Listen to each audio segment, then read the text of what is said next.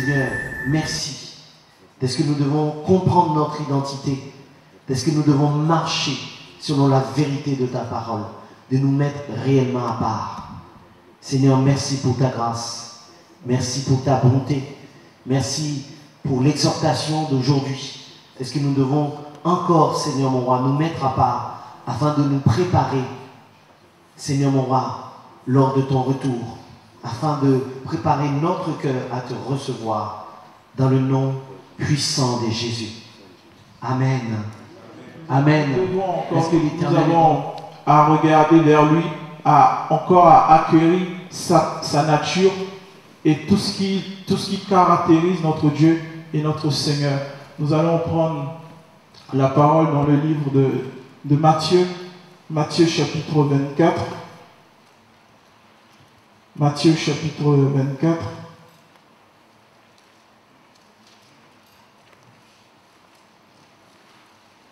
Matthieu chapitre 24 à partir du verset 12. Verset 12 à 13. Nous y sommes, Matthieu chapitre 24, verset 12 à 13. Je lis la parole. Et parce que l'iniquité prévaudra, l'amour de plusieurs sera refroidi. Mais celui qui persévérera jusqu'à la fin, celui-là sera sauvé. Le dimanche dernier, je disais que dans la fin des temps, beaucoup s'élèveront pour séduire, pour sortir de la vérité. Et dans cette même lancée, j'ai eu à cœur à partager avec nous sur l'amour de Dieu. L'amour, ici, on nous dit, le Seigneur qui nous parle, il nous dit à cause de l'iniquité, c'est-à-dire à cause de la croissance du péché dans le monde, à cause du comble que le péché va atteindre, l'amour d'un grand nombre sera refroidi. Et ici, il parle à ses disciples, il parle à ceux-là qui croient en Jésus, à ceux-là qui ont mis leur foi, leur espérance en Jésus-Christ. Et cette parole aussi s'adresse à chacun de nous ici, nous qui avons mis notre foi, notre espérance, nous qui sommes aussi appelés chrétiens, nous qui sommes aussi appelés disciples de Jésus-Christ. Cette parole est aussi la nôtre. Le Seigneur nous met en garde, il nous dit, plusieurs de ceux qui le suivent, ils auront leur amour qui sera refroidi. Quel est cet amour? C'est tout simplement l'amour de Dieu. Cet amour qui nous emmène à aimer notre Dieu de tout notre cœur. Cet amour qui nous emmène à aimer notre Dieu de toutes nos pensées, de tout notre être. Qui nous emmène aussi à aimer notre prochain comme nous-mêmes. Mais cet amour-là, à cause du péché, à cause de la séduction, cet amour-là va refroidir. On sera emmené à facilement mépriser notre prochain. On sera emmené à mettre au second plan Dieu, alors que lui, dans notre vie, il doit prendre la première place, il doit prendre la primauté dans tous les domaines de notre vie. Et j'aimerais nous exhorter, chacun de nous, encore à considérer cette parole-là, considérer cette parole et à rechercher l'amour de notre Dieu. Amen. Dans nos relations mutuelles avec nos familles, dans nos relations avec les gens qui ne connaissent pas le Seigneur, qui sont ignorants de la vie de Dieu, nous devons témoigner de cet amour-là. La parole de Dieu nous dit dans le livre de Romains 5:8, Dieu prouve son amour envers nous en ce que, lorsque nous étions pécheurs, Christ est mort pour nous. C'est-à-dire, il n'a pas attendu que nous soyons parfaits, Christ n'a pas attendu que nous atteignions la perfection, mais il est mort malgré notre état de pécheur et il s'est donné à nous. Et nous aussi, à notre tour, n'attendons pas la perfection de notre prochain pour aller vers lui, pour lui témoigner de notre amour. Nous devons être semblables à Christ, nous devons être animés de ce sentiment-là, sentiment d'amour. Nous devons aller vers eux en témoignant l'amour et la grâce de notre Dieu. Amen. Nous allons encore prendre un passage dans le livre d'Éphésiens, Éphésiens chapitre 4. Prisonniers dans le Seigneur, à marcher d'une manière digne de l'appel dont vous avez été appelés, avec toute humilité et douceur, avec longanimité, vous supportant l'un l'autre dans l'amour. Amen. Qui parle, et cette parole aussi nous est adressée à nous aussi qui avons mis notre espérance en Jésus. La parole de Dieu ici nous dit de marcher d'une manière digne de l'appel dont nous avons été appelés et avec toute humilité et douceur, avec patience, nous supportons l'un l'autre dans l'amour. Et c'est plus la fin du verset 2 que j'aimerais partager encore. C'est le fait de nous supporter en tant qu'enfants de Dieu, malgré la faiblesse de chacun de nous. Nous devons, dans l'amour de Dieu, nous supporter. Ce n'est pas de couvrir dans le sens de ne pas dévoiler les œuvres infructueuses des ténèbres, mais dans le sens de les supporter, c'est-à-dire lorsqu'on voit que notre frère se comporte mal envers nous, nous devons être compatissants, nous devons être animés du même sentiment qui a été en Jésus-Christ, c'est-à-dire lui qui a été en forme de Dieu. Il n'a pas regardé son égalité avec Dieu pour nous condamner, mais il s'est humilié, il a pris cette forme de chair et il est venu jusqu'à nous avec humilité pour nous relever, pour nous ramener à lui. Et nous aussi, nous devons être animés de ce sentiment-là, c'est-à-dire être remplis de douceur et d'humilité aussi, afin de nous relever, de nous supporter l'un et l'autre. Amen. Et il est dit aussi que nous devons marcher d'une manière digne de l'appel de Dieu. Nous allons prendre 2 Timothée chapitre 3. 2 Timothée chapitre 3, verset 1 au verset 4. 2 Timothée chapitre 3, verset 1 à 4. Je lis la parole. Or, sache ceci, que dans les derniers jours, il surviendra des temps fâcheux, car les hommes seront égoïstes, avares, vantards, hautains, outrageux, désobéissants à leurs parents, ingrats, sans piété, sans affection naturelle, implacables, calomniateurs, incontinents, cruels, n'aimant pas le bien, traîtres, téméraires, enflés d'orgueil, amis des voluptés, plutôt qu'amis de Dieu. Amen. Ici, c'est l'épître adressée à Timothée. L'apôtre Paul nous dit ici, dans les temps fâcheux. Et c'est à ce temps aussi que Christ, dans Matthieu 24, aussi faisait allusion, c'est-à-dire dans la fin des temps, où il dira que plusieurs se refroidiront. L'amour de plusieurs sera refroidi. Pourquoi? À cause du péché. Et ici, l'apôtre Paul nous parle aussi des comportements que nous verrons en fait autour de nous. Et nous sommes réellement dans ces temps-là. Et il nous dit aussi que plusieurs seront enflés d'orgueil et ils seront amis des voluptés plutôt qu'amis de Dieu. Et c'est ça même qui montre que dans ces temps-là, beaucoup seront refroidis. La séduction qui régnera nous emmènera à abandonner Dieu, à abandonner les choses, la nature qui est de Dieu et nous tourner vers ce qui est de l'ennemi. Et ici, la parole de Dieu nous met aussi en garde. Quand nous verrons de telles choses, il faut savoir, il faut que nous sachions dans quel temps nous sommes afin de réellement nous attacher à Dieu. La Bible dira dans Jean 14, 21, celui qui m'aime, c'est Jésus qui parle, celui qui m'aime, c'est celui qui garde mes commandements. Et en tant qu'enfant de Dieu, l'amour qui doit nous animer, c'est cet amour-là qui nous emmène à pratiquer la parole de Dieu. Ce n'est pas cet amour-là qui nous emmène simplement par de vaines paroles dites au Seigneur, nous t'aimons, mais dans la pratique, nous ne suivons pas. Le véritable amour, c'est celui-là qui nous emmène à pratiquer la parole de Dieu. Amen. Et je tiens à nous exhorter encore ce matin à être animés de cet amour-là.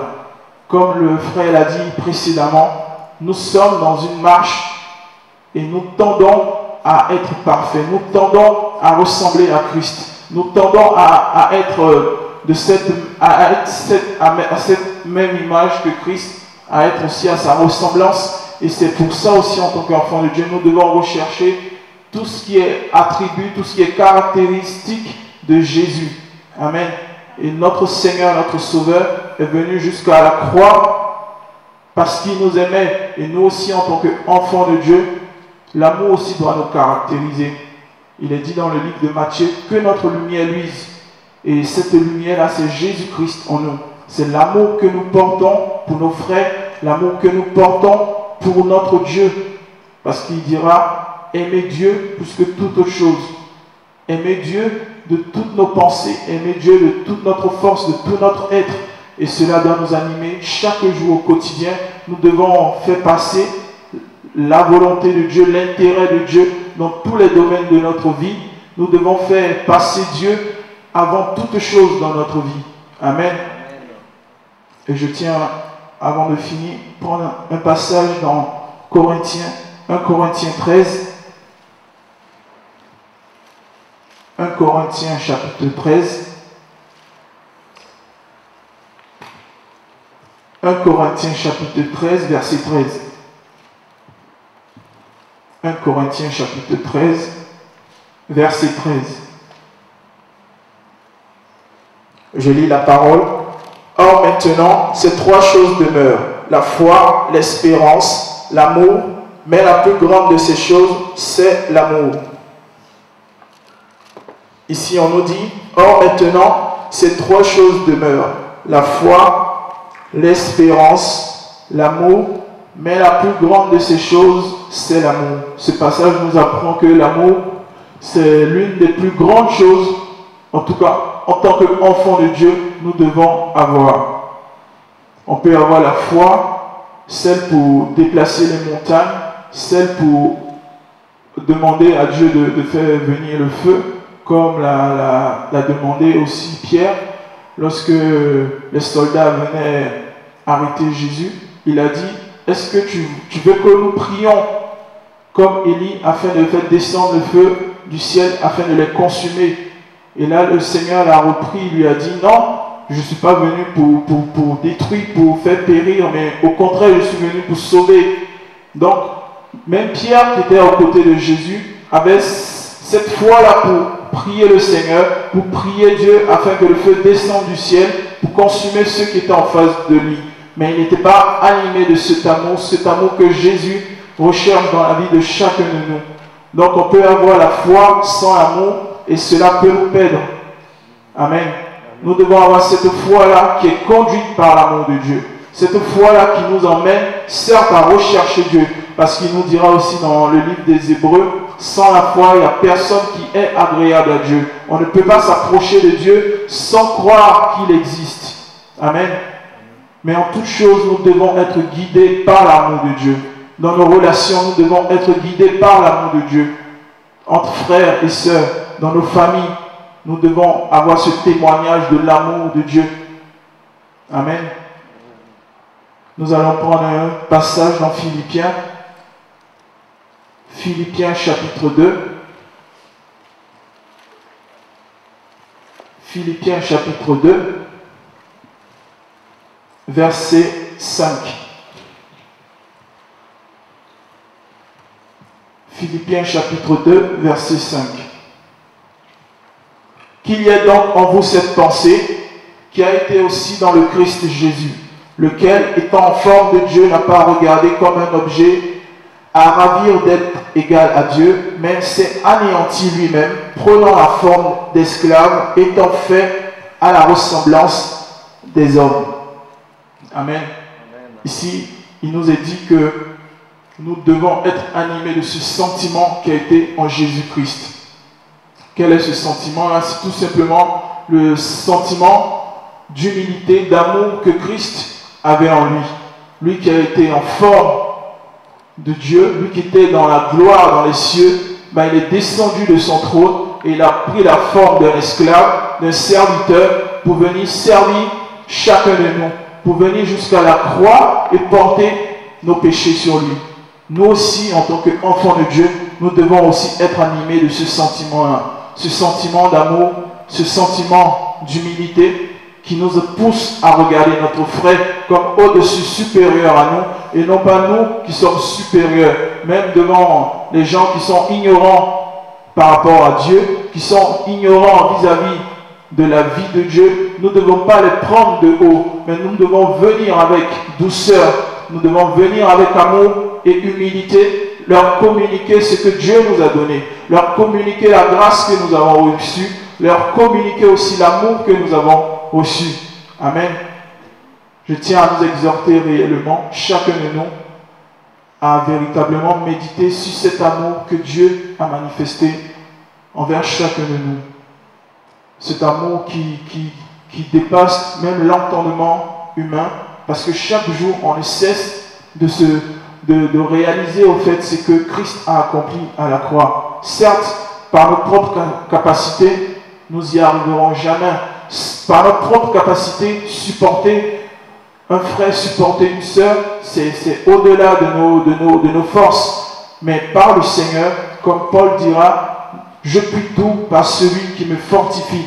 Si quelqu'un d'entre nous, si nous manquons de cet amour-là, si nous manquons de pouvoir supporter notre frère, de pouvoir témoigner de cet amour-là envers notre frère et notre sœur, demandons au Seigneur qu'il puisse nous remplir de son amour, afin que nous puissions la manifester, afin que nous puissions manifester cet amour-là réellement, afin que nous soyons vrais et sans hypocrisie. Amen. Amen. Que le Seigneur soit béni.